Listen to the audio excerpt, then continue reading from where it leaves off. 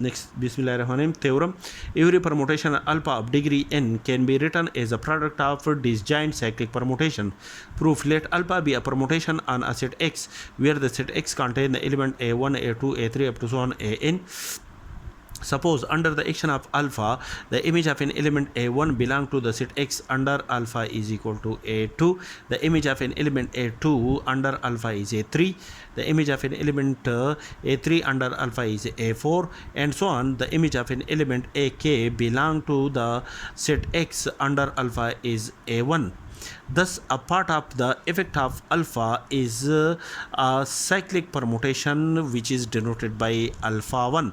That is, the cyclic permutation alpha 1 is whose elements are a1, the image of a1 under alpha is a2, and the image of a2 under alpha is a3, and the image of an element a3 under alpha is a4, and so on. The image of an element ak under alpha is a1, which is denoted by alpha 1, is a cyclic permutation in the permutation alpha have length k.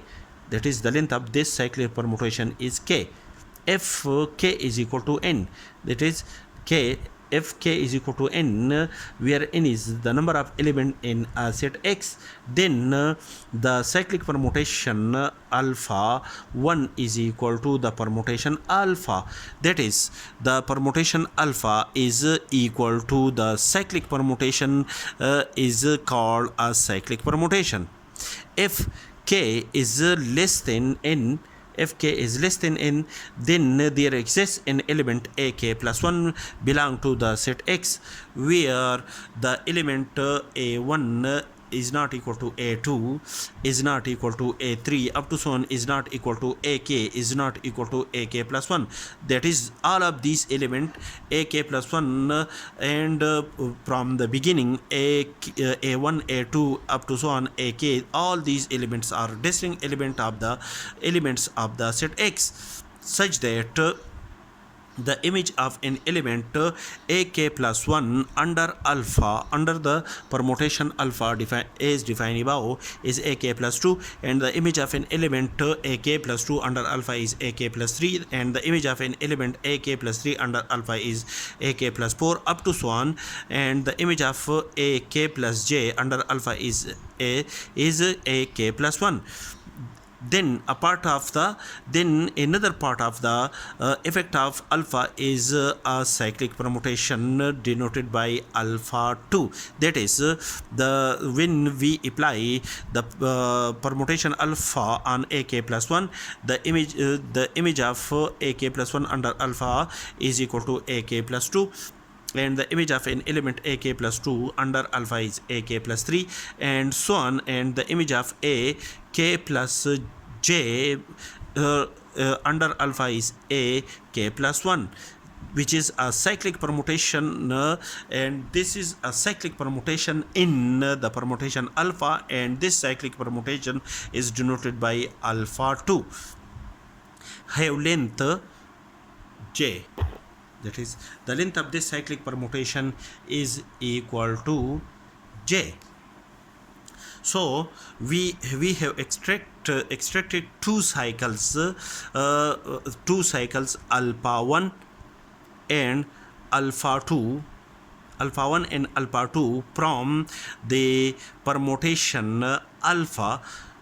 If the length of the k, where k is the length of the cyclic permutation alpha 1 and j is the length of the cyclic permutation alpha 2 is equal to n, where n is the number of elements in a set X, then the product of the cyclic permutation alpha 1 and alpha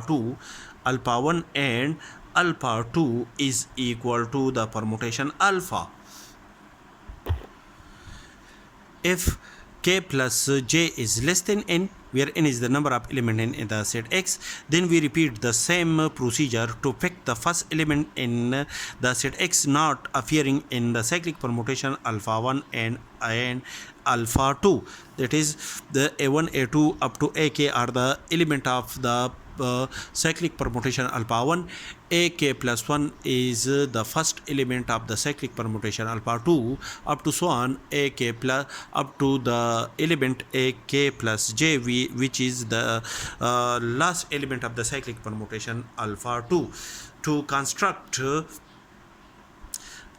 to construct a cyclic permutation alpha 3 in the permutation alpha, since the set X is a finite set, this process must terminate after calculation of finite cyclic permutation up to permutation alpha m, such that the product of the cyclic permutation alpha 1, alpha 2, alpha 3 up to so on up to alpha m is equal to the permutation alpha.